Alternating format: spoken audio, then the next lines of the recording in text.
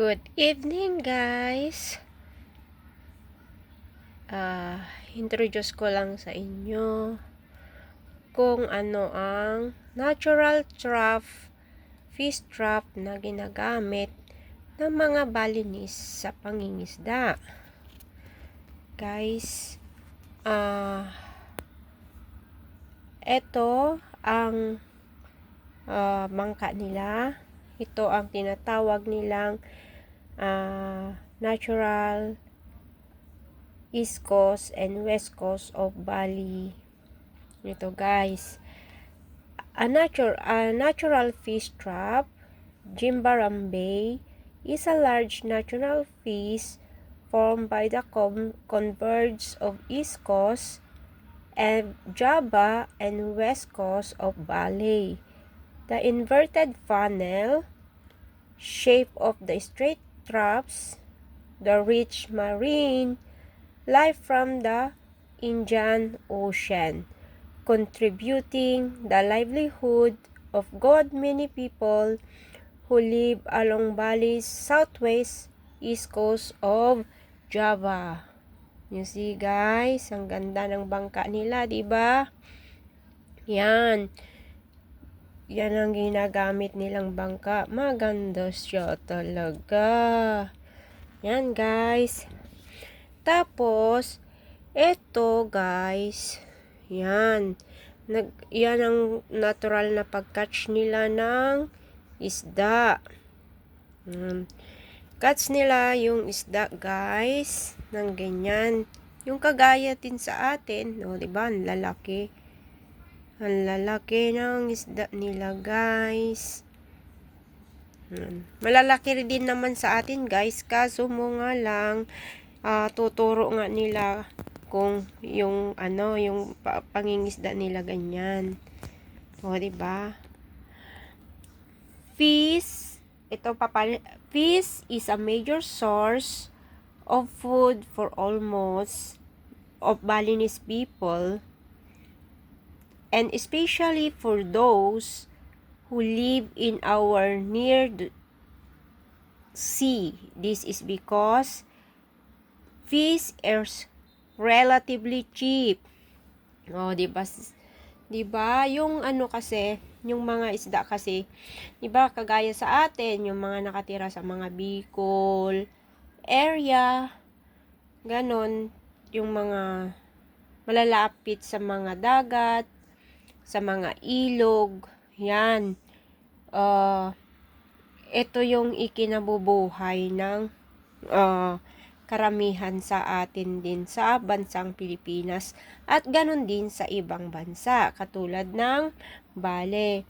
Dahil ang isda ay mas mura. Tapos, hindi daw mahirap itong hulihin dahil mayroon ito lagi sa market natin, di ba? Mabilis lang siyang mahanap sa market. Kasi ang pangingisda ang pangunahing trabaho ng mga Balinese. Kaya sila ang nakatira sa coast o sa ibang advert ng mass of tourism na nag-shifted sa economy.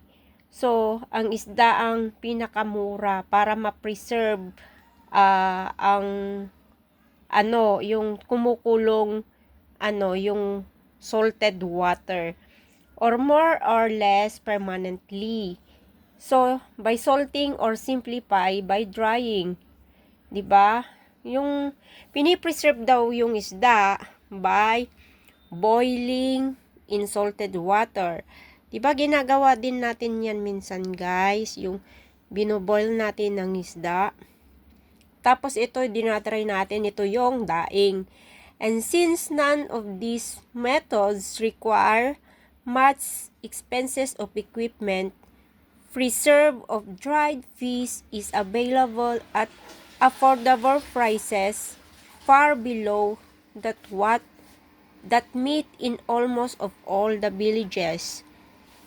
And unlike the other source of meat, such as pigs or cows, fish is favored also because it comes in a smaller portion, making it easy for an average family to consume it without wastage. O, di ba guys? Mas gusto nila yung isda kasi nga sa ganyang pamilya talaga hindi yan ano tawag nito, hindi yan nasasayang, di ba? While fresh poultry and meat are available in the village markets inland, fresh fish is usually in limited supply because of the difficulty involved in transportations. Yan, di ba guys? Minsan kasi guys, kahit na marami kang isda din, marami kang baboy, yung mga meat kagaya ng ng baboy, baka, mahirap kasi limited din ang supply minsan ng isda kasi minsan wala ngang rep, 'di ba? Pag mahirap ka lang, walang rep, mahirap magkaroon ng rep, lalo pag syempre yung natural lang yung pagsasaka natin, ganon. Kaya nagsasaka rin lang tayo, yung rep hindi rin tayo makabili minsan, di ba? Kasi pag malaki din yung pamilya, sapat-sapat lang din ang kinikita natin. Minsan nalulugi pa due sa mga kalamidad, di ba guys? Kaya ngayon, since refrigerated trucks and frozen fish are not a part of the Balinese tradition, kasi sa Balinese kasi, hindi kasi nila tradition ang mga frozen fish, tagang mga ganon. Fish is to be sold some distance from the coast. It is often salted, boiled in the brine of dried. Seasonal fresh fish is, however, available in dispenser and they usually sold without a half a day of being caught. So, there is no need for preservation.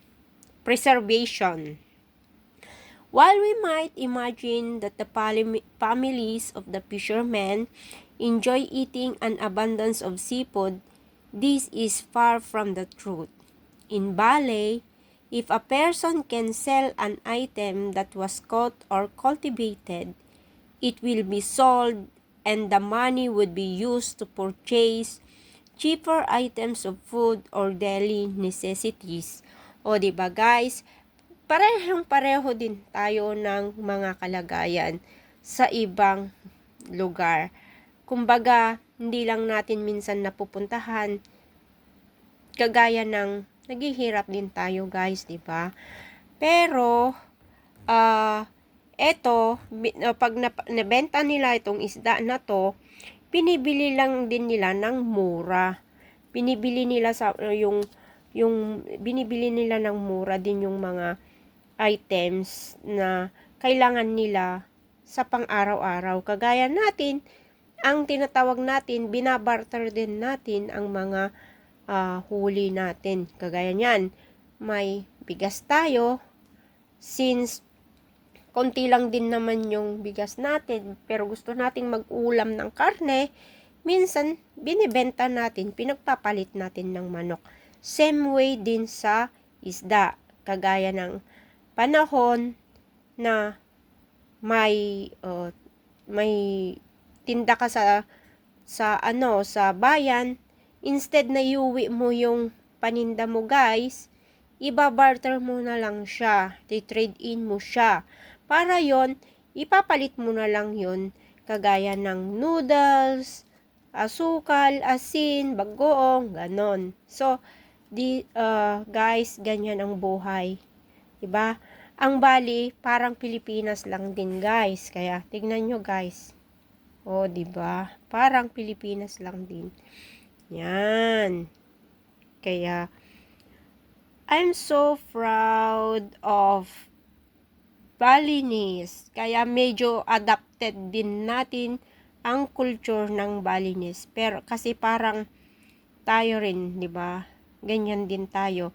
So, yan, natural ang pagkat ng ano nila, ng isda nila, natural lang din, guys. Di sila gumagamit ng dinamita. So, kailangan ang pag-coat ng fish, lambat, ganun lang, guys. So, guys, thank you for watching. Please like and subscribe my channel, guys. Para next time, isi-share ko na naman sa inyo ang ibang mga culture ng ibang bansa. Thank you, guys!